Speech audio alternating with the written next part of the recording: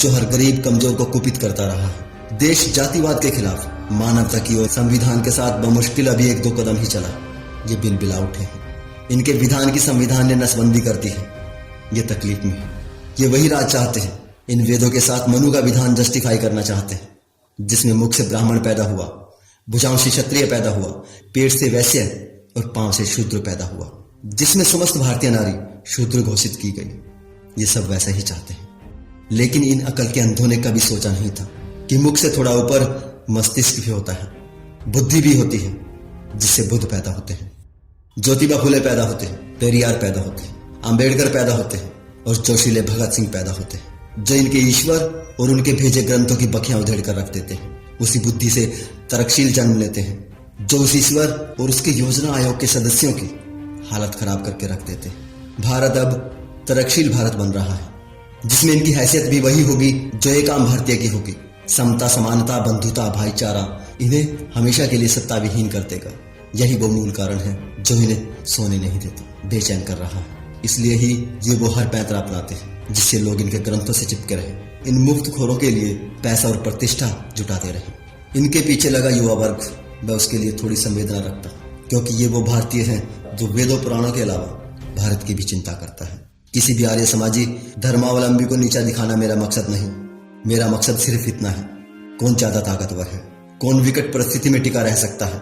Survival of fittest प्रकृति का नियम है जो सभी पर लागू होता है, चाहे वो कोई जीव हो या इंसान या इंसानों का समूह, देश। इस नियम के हिसाब से जो सख्त जान है, जो ताकतवर है, जो टक्कर दे सकता है, वही टिकेगा।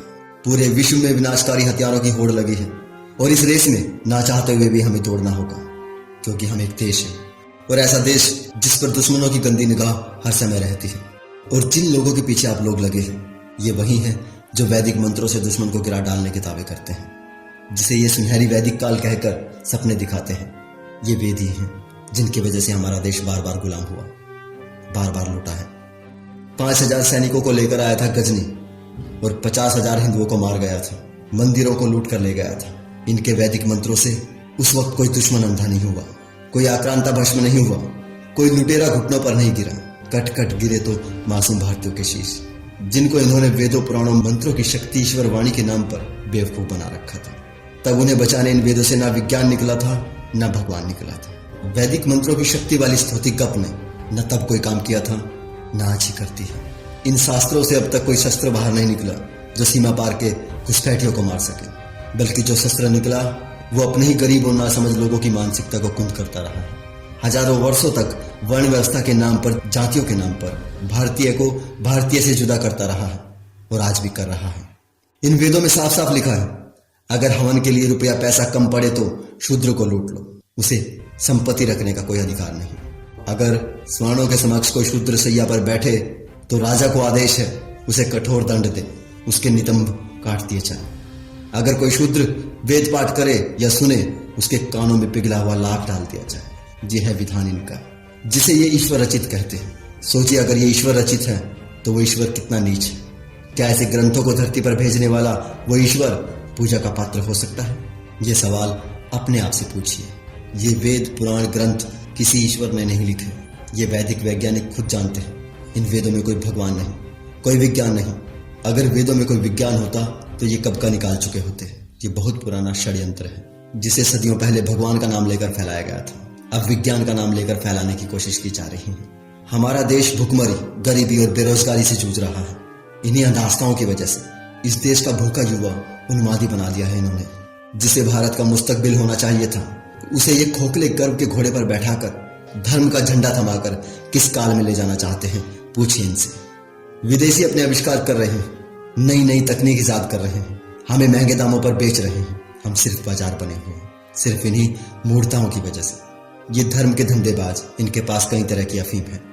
आस्था की अफीम, श्रद्धा की अफीम, गर्व की अफीम, देशभक्ति की अफीम, स्वदेशी की अफीम। ये तरह तरह की अफीम चटाकर आप लोगों को अपने पीछे लगाए रखना चाहते हैं। मेरा आपसे निवेदन है, सभी पूर्वाग्रहों को त्याग कर एक बार अपनी बुद्धि का इस्तेमाल करें। सोचिए, आज तक इन धर्म के धंधेबाजों ने इस देश को क्या दिया है? शोषण, गुलामी, भुखमरी, आक्रांताओं के हमले के सिवा। ये वहीं ले जाना चाहते हैं।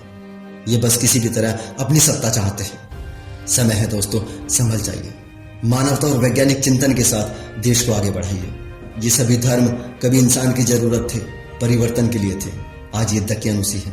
वो परिवर्तन हजारों साल पहले हो चुके हैं। आज फिर एक नए परिवर्तन की जरूरत है। आज ये सभी धर्म विकास में सबसे बड़ी बाधा है। इनके षड्यंत्रों को समझिए दोस्तों। आज के लिए इतना ही दोस्तों। अगर वीडियो अच्छा लगा है तो इसे ज्यादा से ज्यादा लोगों तक पहुंचा दीजिए और हमारे इस चैनल को सब्सक्राइब कर लीजिए। आखंड और अंधविश्वास मिटाने में हमारी मदद कीजिए। जल्दी ही मिलते हैं अगले वीडियो में।